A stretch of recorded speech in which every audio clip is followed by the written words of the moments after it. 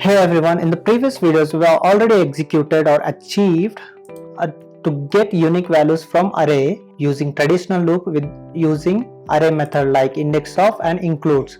Now let's execute or achieve the same thing without using array method like index of or includes. To do that, what we are going to do, we are going to eliminate this one, and then here let's define a variable object with the type object, and here we can add the condition negation of object dot has own property method, and we'll be passing the parameter elements of I, and then inside in this I'll be adding object of elements of I equals elements of I.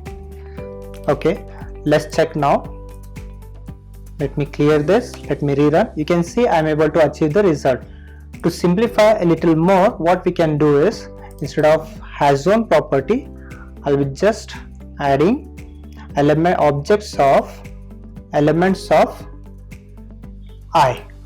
So let's check now. Here it is, we can still able to achieve the result. That's it. Thank you.